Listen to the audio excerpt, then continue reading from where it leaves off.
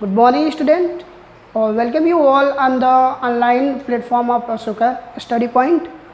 Friends, my name is Suraj Yadav and I am a faculty of Ashoka Study channel. Today, I will discuss about the syllabus of SSC for SSC English syllabus. Student, today this video is going to be very beneficial for those students who are pressure, as you can say that. So I will start firstly from the syllabus. The very first part in the syllabus is spotting of the errors.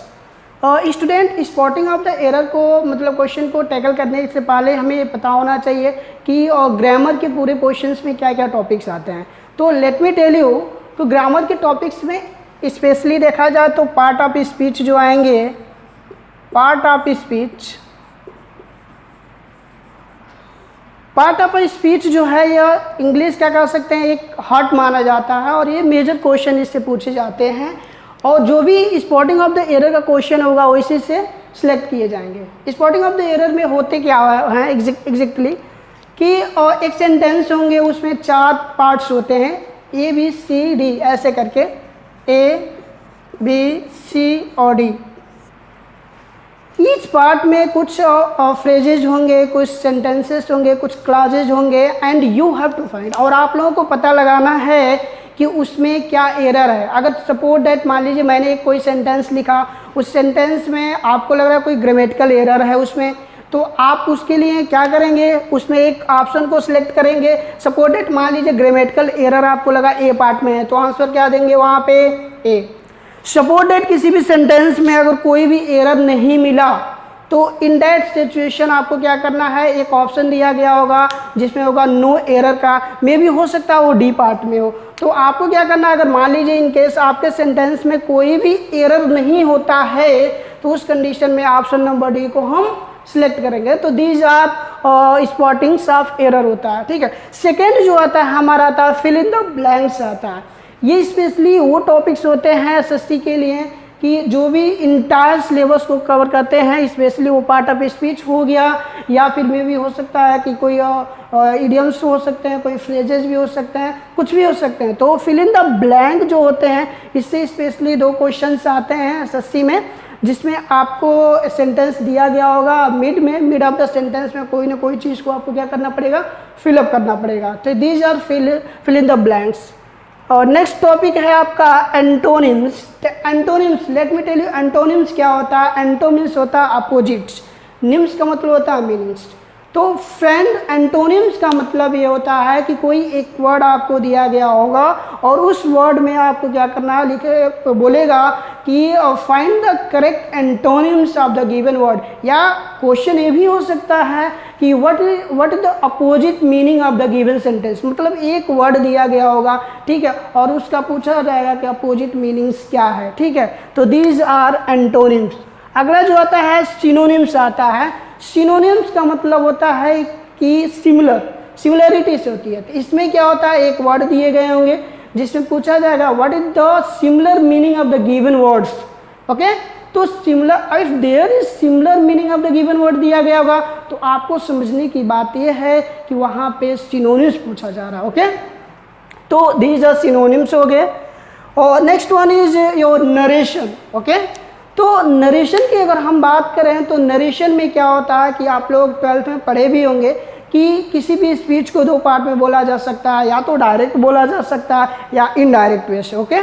तो SSC क्या करता है, ये दोनों question पूछ सकते हैं, या तो डायरेक्ट देगा बोलेगा इनडायरेक्ट में कन्वर्ट कीजिए, या क्या बोलेगा इनडायरेक्ट देगा बोलेगा डायरेक्ट में कन्वर्ट कीजिए. ओके. तो आप लोगों ने 12th में भी पढ़ा होगा कि नरेशन में क्या होते हैं, 2 पोर्शन होते हैं. ठीक है.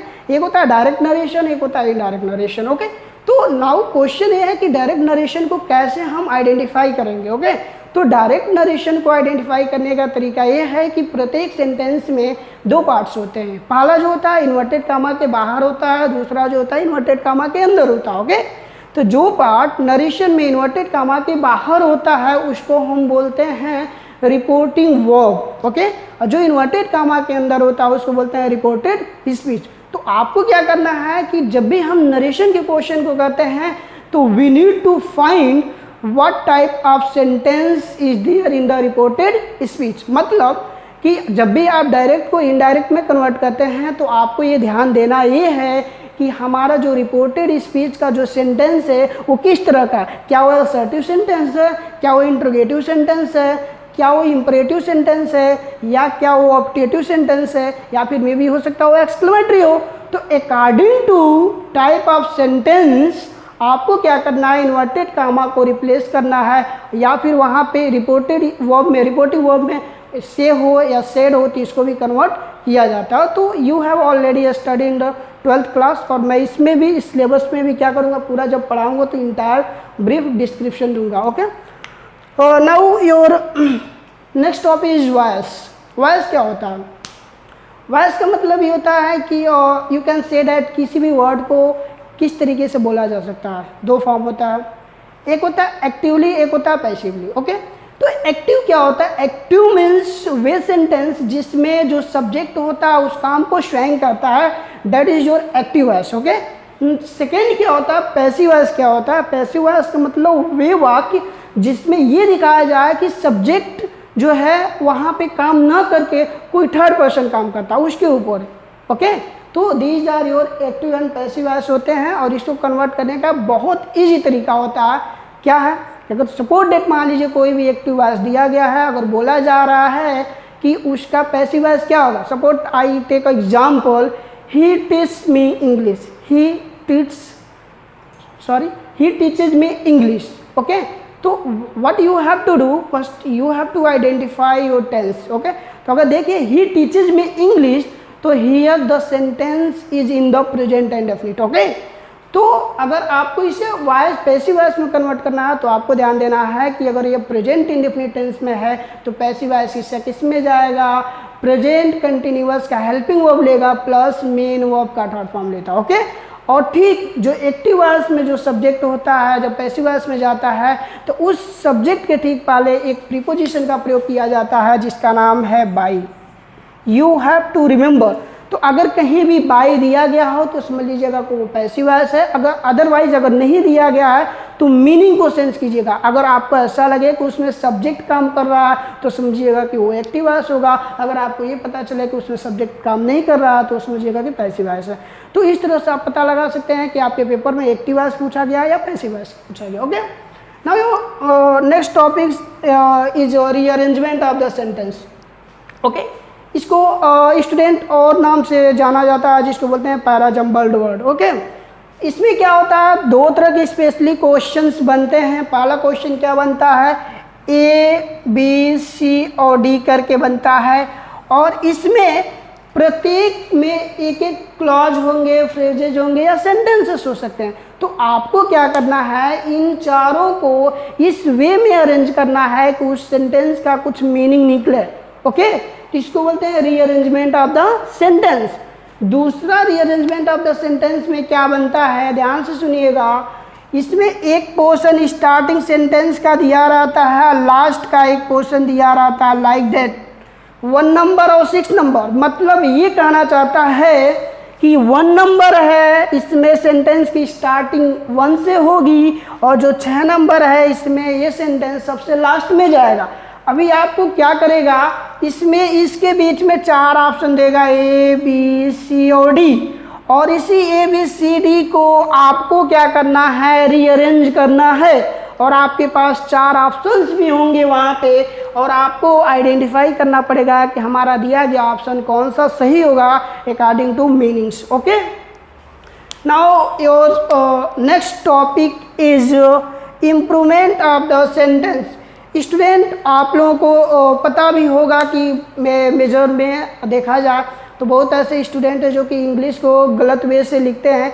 या रीज़न क्या होता है, एक्चुअली उनको ग्रामर के रूल्स के बारे में पता नहीं होता। ओके, तो एसएससी वाले भी क्या करते हैं, बच्चों के मोटिव को चेक करने के लिए या नॉलेज को चेक करने के लिए वो क्या करते हैं, इम्प्रूवमेंट ऑफ द सेंटेंस का क्वेश्चन पूछते हैं। इससे भी 2 क्वेश्चन पूछे जाते हैं, जिसमें मान लीजिए कोई एक सेंटेंस दे दिया जाएगा और बोला जाएगा कि इसको इम्प्रूव कीजिए, या इसमें एरर क्या है, डायरेक्ट अंडरलाइन कर देगा। लाइक दैट, मान लीजिए मैंने एक कोई एग्जाम्पल ले लिया, सपोज दैट मान लीजिए मैंने एक सेंटेंस ले लिया। ओके, लाइक मैंने एक सेंटेंस लिखा यहाँ पे,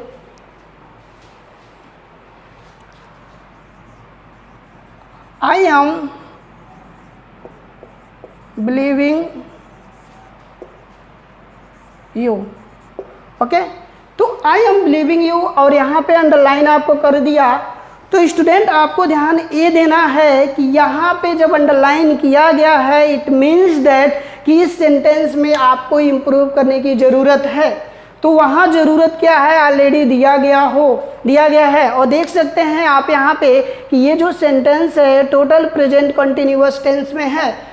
और स्टूडेंट जब आप प्रेजेंट कंटिन्यूअस टेंस पढ़ेंगे तो वहाँ पे कुछ ऐसे वर्ब्स होते हैं जिसको हम कंटिन्यूअस फॉर्म में नहीं लिखते हैं, आईएनजी फॉर्म में नहीं लिखते हैं, ठीक है। और ऐसे ही वर्ड को हम एक तरह से कह सकते हैं जितने वर्ब जो कि हमारे 5 सेंसरी ऑर्गन के द्वारा किए जाते हैं, ऐसे सभी वर्ब को कभी भी हम आईएनजी फॉर्म में नहीं कहते हैं। तो यहाँ पे एरर क्या होगा, आई एम बिलीविंग नहीं होगा, आई बिलीव यू, ठीक है। लाइक दैट इस तरह का सेंटेंस अगला जो होता है spelled the correct word. Student spelled the correct word में क्वेश्चन कैसे पूछता है, आपके पास 4 ऑप्शंस होंगे। आप पूछा जाएगा which of the following given word is correctly spelled, मतलब कि किसका स्पेलिंग सही है। मान लीजिए मैंने लिखा कोई एक सेंटेंस ओकेजन और एक दे दिया ओकेजन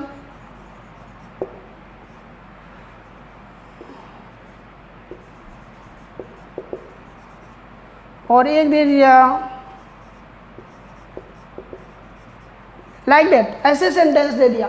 तो आपको क्या पता लगाना है, आपको पता ये लगाना है कि इन चारों ऑप्शंस में कौन सा ऐसा वर्ड है जिसका स्पेलिंग एकदम करेक्ट है। तो स्टूडेंट इसके लिए आपको क्या करना पड़ेगा, कोई भी इंग्लिश का वर्ड आपके सामने आए तो whenever you pronounce any word, तो आपको ध्यान ये देना है कि प्रोनाउंस करते वक्त आपको उसके स्पेलिंग को, एक एक लेटर को भी ध्यान देना है, क्योंकि एसएससी इस तरह के क्वेश्चन पूछते हैं। और इसमें अगर देखिए 4 ऑप्शन में अगर मैं पूछूं कौन सा सही है, तो आप देख लीजिए स्पेलिंग इसका बी वाला पार्ट क्या होगा, सही होगा। करेक्ट जो होता है इसका OCCASI ओकेजन। ओके, तो इस तरह के क्वेश्चन पूछे जाते हैं स्पेल्ड द करेक्ट वर्ड में। या फिर हो सकता है ये भी क्वेश्चन आपसे पूछा जा सकता है कि which of the following given word is miss spelled, मतलब कि दिए गए 4 ऑप्शंस में कौन से कैसे वर्ड्स है जिसका स्पेलिंग गलत है। ओके, तो आपको इसमें सर्च करना, 4 ऑप्शन ऐसे दिए गए होंगे और इसमें से कौन गलत है इसके लिए भी पूछा जाएगा। लाइक दैट मैंने एक एग्जाम्पल ले लिया,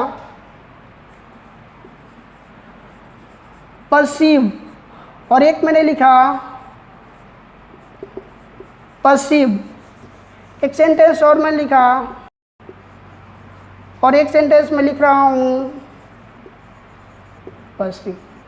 तो आप देख सकते हैं कि ये 4 वर्ड्स हैं और इन चारों वर्ड्स में अगर आपसे पूछा जाए which of the following given words is correctly miss spelled या करेक्टली स्पेल्ड, लाइक दैट ऐसे भी बोल सकता है। तो करेक्टली स्पेल्ड बोलेगा तो ध्यान दीजिएगा इसमें क्या होगा, परसीव सही होगा। और इसी में मान लीजिए अगर तो पूरा ऑप्शन आपको सही दे देता लाइक दैट, ठीक है, और एक इसमें एक ऐसा ऑप्शन दे देगा जो कि गलत देगा, तो वहाँ मिस स्पेल्ड का भी चांसेस बन सकता है। तो आपको बस ध्यान देना है कि हमारे इंस्ट्रक्शन में क्या दिया गया है, करेक्टली पूछा है या मिस स्पेल्ड। ओके, तो these are the topics, there are some major topics which is left. Okay, I am going to discuss you. Our next topic in the syllabus is idiom and phrases. Idioms and phrases. Okay? तो idioms होते क्या, idioms और phrases क्या होते हैं, ठीक है। Actually कहा जा सकता है ग्रुप ऑफ वर्ड्स, ठीक है, which appears in the correct meaning but the meaning that we perceive is not exact in the correct form. Okay, मतलब कहने का तात्पर्य यह है कि इडियम्स मतलब कुछ ऐसे वर्ड्स ये होते हैं जो कि दिए गए होते हैं, लेकिन जो चीज़ें हम समझते हैं वो एक्चुअली होता नहीं है, उसका मीनिंग कुछ डिफरेंस होते हैं। तो आपको क्या करना पड़ेगा, उस वर्ड के इडियम्स को आपको याद करना पड़ेगा। बात को समझ पा रहे हैं? तो ये इडियम्स होते हैं। फ्रेजेस में अभी क्या होता है कि आपको दे देगा कुछ ऐसे वर्ब्स होते हैं जिनके साथ करेक्ट प्रीपोजिशन का प्रयोग किया जाता है। तो ऐसे वर्ब जिनके साथ करेक्ट प्रीपोजिशन का प्रयोग किया जाता है वो फ्रेजेस कहलाते हैं। तो इस तरह से भी क्वेश्चन पूछे जाते हैं इडियम और फ्रेजेस का। Now your next topic is clause test. Clause test, clause test में क्या होता है, जैसे मान लीजिए एक छोटा सा पैराग्राफ आपको दे देगा, स्टोरी हो सकता है, मे भी हो सकता है वो किसी इन्वायरमेंट से रिलेटेड हो सकता है, और उसी पैसेज में से आपको 2 question 3 question fill in the blank का दिया जा सकता है। उस पैसेज में मे भी हो सकता है वो कहीं पे आर्टिकल आपसे पूछ ले, मे भी हो सकता है कहीं पर सिमिलर वर्ड सिनोनिम्स पूछ ले, मे भी हो सकता है कुछ ऐसे वर्ड है उनका मीनिंग्स भी आपसे पूछ ले। तो इस तरह के क्वेश्चन भी पूछे जाते हैं और इन्हीं को हम बोलते हैं clause test. Okay, now your last topic of the syllabus is comprehensive. Comprehensive, तो स्टूडेंट कॉम्प्रिहेंसिव को कॉम्प्रिहेंसिव नाउन इसलिए दिया गया है, इसका मतलब ये होता है कि एक ऐसा पोर्शन इंग्लिश का जिसमें एक स्टूडेंट का स्ट्रॉन्ग ग्रेविंग पावर होना चाहिए कि किसी भी पैसेज को पढ़ के हम उसको समझ सकें कि क्या एक्चुअली बोला जा रहा है। कि जब तक आपकी अंडरस्टैंडिंग लेवल सही नहीं होगी या you want to be able to complete the comprehensive topic, okay, तो आपको क्या करना है कि कॉम्प्रिहेंसिव के क्वेश्चन को सॉल्व करने के लिए you need to focus on each and every word in the comprehensive passage. Okay, जितने भी वर्ड होंगे सभी पे फोकस करना पड़ेगा, उसके मीनिंग्स को भी निकालने पड़ेंगे आपको। और इससे कॉम्प्रिहेंसिव से 5 क्वेश्चन पूछे जाते हैं रिलेटेड टू योर पैसेज। ये 5 के 5 क्वेश्चन कोई और नहीं होंगे, 5 के 5 क्वेश्चन आपके पैसेज से रिलेटेड होंगे। जो भी क्वेश्चन सेट किया जाएगा वो पैसेज से किया जाएगा। ध्यान दीजिएगा, मे भी हो सकता है उस पैसेज से कोई एक ऐसा वर्ड होगा जो कि आप कभी सुने ना हो, और मे भी हो सकता है एग्जामिनर आपसे पूछते हैं कि इस पैसेज में दिए गए वर्ड का मीनिंग्स क्या है, एंटोनिम्स क्या है। तो इस तरह के मिला के 5 क्वेश्चन कॉम्प्रिहेंसिव के आते हैं और टोटल 25 क्वेश्चन आते हैं इंटायर सिलेबस से। कितने इंटायर? तो I hope you have already understand the syllabus of SSC. So finally I would like to thank you all for watching this video, and at last I would like to share you like my video, share and comment. Okay, don't forget.